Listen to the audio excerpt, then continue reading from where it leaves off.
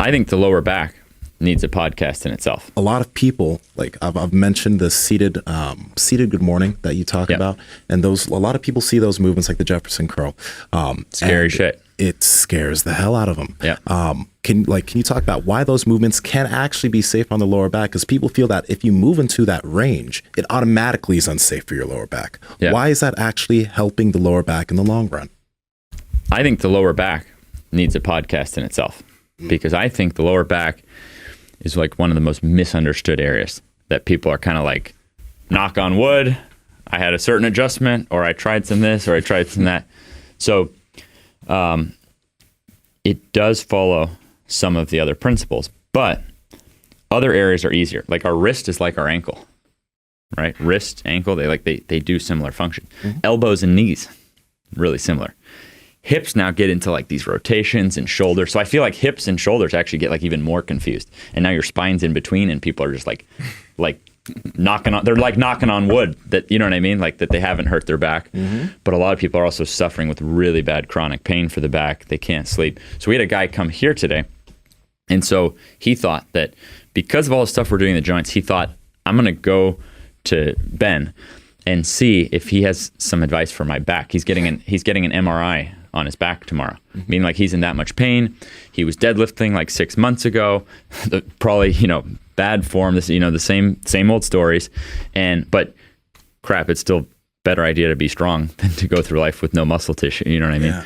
But the point is, probably went too far with bad form on a deadlift. And since that point, it's just gotten really bad for him. Okay. And all I want to say about that is that I said, okay. And I took him right over to do an exercise, and he was able to do it with no pain. And we got on a back extension machine, and I let him have his back relax all the way. And that's in the family of Jefferson curl. Jefferson curl would go towards more elite levels of that. We also use very light weights. I can actually do heavy weights in it now, but I got there on the capacity, and I only did the heavy weight because it gets a ton of views. But you haven't seen me do it recently. Like I'm trying to just help people. So what I put on social media is just calculated what I have to reach some people. But have you seen me do a heavy Jefferson curl in forever? No. But I've done it. I just haven't posted it.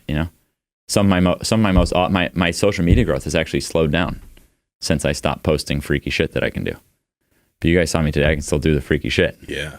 So the point is that a Jefferson curl looks scary, but bending down to pick up a pencil, we start people on the Jefferson curl with absolutely no weight. And then they hold 5 pounds or this or that. And we only try to get to 25% of their body weight. And we don't even make them go past that. Because if you can't bend down to get something a quarter of your weight, like certain objects, you can't pick up like with the square back, like just based on the nature of it. Look at strongmen like having to pick up like a ball or something. They're going like knees over toes and rounded back. But the farther we go into these extreme ranges, yes, there is more risk. So something like a Jefferson curl, someone shouldn't go like mess with. But with the back extension, it's a pretty light amount of tension, and it's pretty cool that they're in like all gyms, and that it holds your form in for you. Go down and relax. Jefferson curl takes a lot of form and tension, this and that. So with the back extension, you go down and relax at the bottom, and takes no effort, no form coaching. You know what I mean? Just relax. And then gradually go up until that back is straight.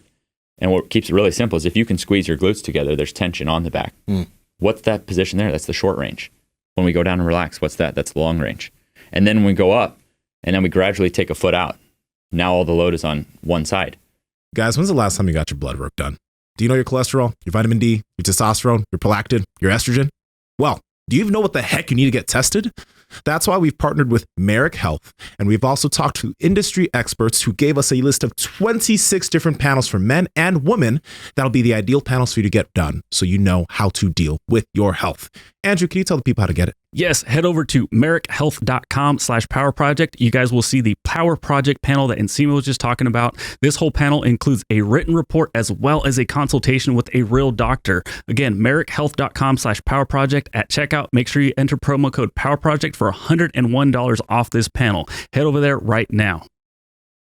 And then you do a rep, you relax down, you come back up, and then you slowly put the other foot in, take the foot out.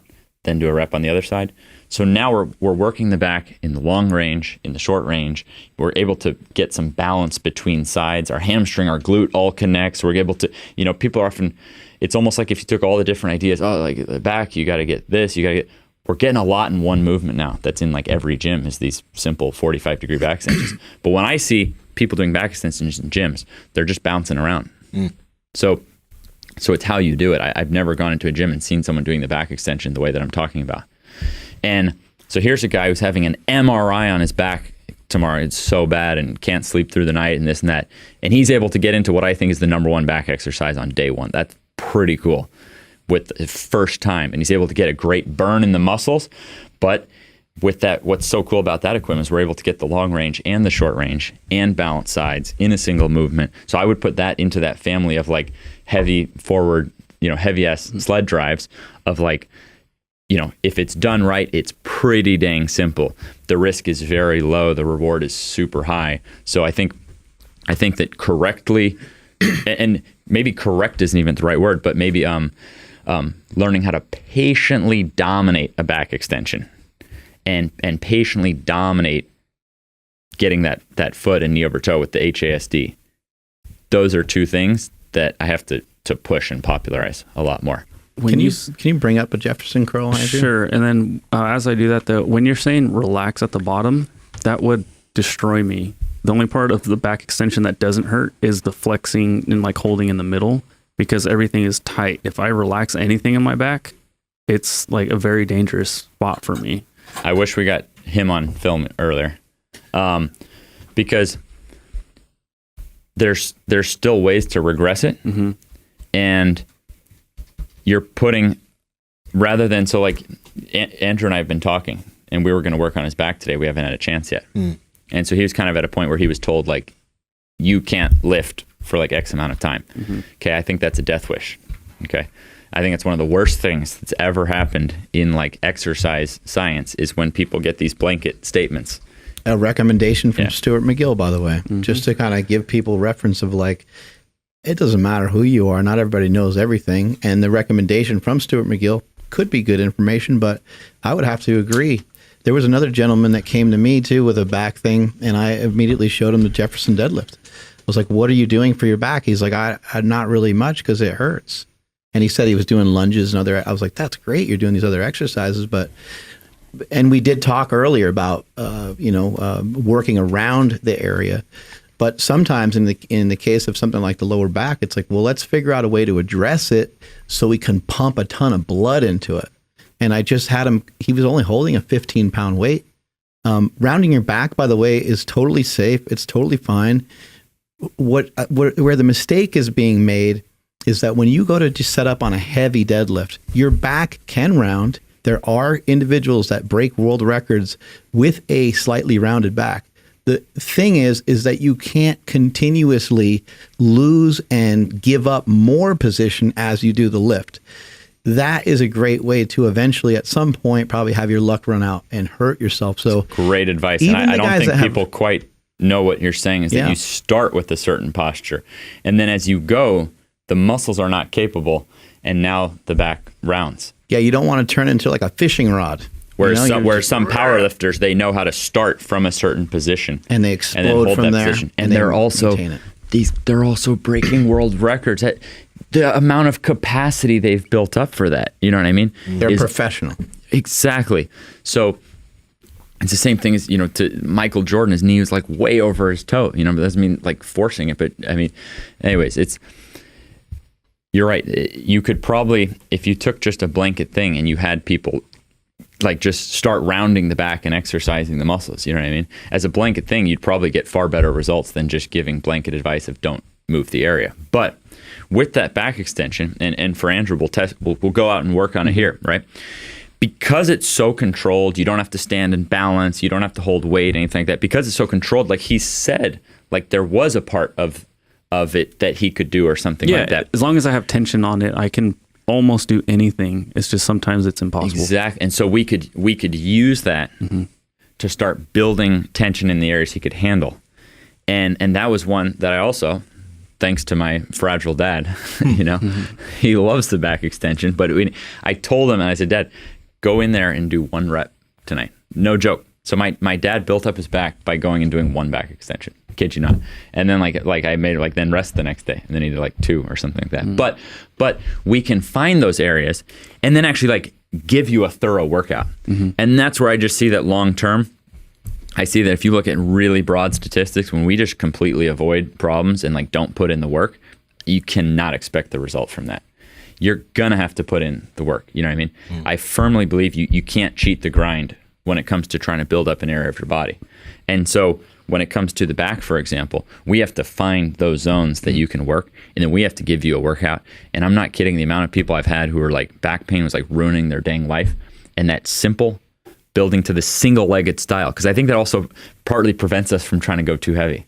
Because now instead of progressing from 2 legs to weight, we're progressing from 2 legs to 1 leg. So I think it just forces us to take more time. And I think most of us kind of have some jacked up imbalances too. So I think there could be something to that. Yeah. So the amount of people I had who said nothing else worked for me, and that worked, it's high enough that we sure as heck need to popularize it and work it more and get more fragile people using it and find you could change millions of lives. My back has never been as fucked up as yours. Okay. And that's why I'm knees over toes guy. It doesn't matter how good I am at the back, because I'll never know to the core of me unless it's from people like you doing it. You know what I mean? So that should be your mission and it doesn't mean to only try that thing, but I think it's good timing to say, okay, let's look at this simple old back extension that anyone could get in front of their TV. And if you're like me and you don't own a TV, well, then you just save the money for the back extension right there. And so I think we should really get in on that back extension and find what can you do on that and, get that workout in and see if we can get a breakthrough in. And then when I was working with that guy, I then showed how directly from that same piece of equipment, the other area our back gets effed up is those quadratus lumborum muscles that are not the lower ab, not the lower back, in between the two. Yeah. And so many of our back injuries have come not on a straight line in life, but getting into any kind. It's one of those muscles that most people have never trained, and they're not stretching and strengthening the QLs. And so you do it and you realize you're like a total newbie at it. Now imagine building up pecs, lats, glutes, all these areas, but still having the same QLs you did when you were 18 and you bench 95 pounds.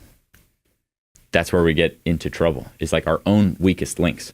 Hey, wait, before you go, you got this far. That means that you've enjoyed the heat that we're continuing to bring you. So listen, like the video, comment something down below. We'll reply back, and subscribe to the channel because we continue to bring you the heat.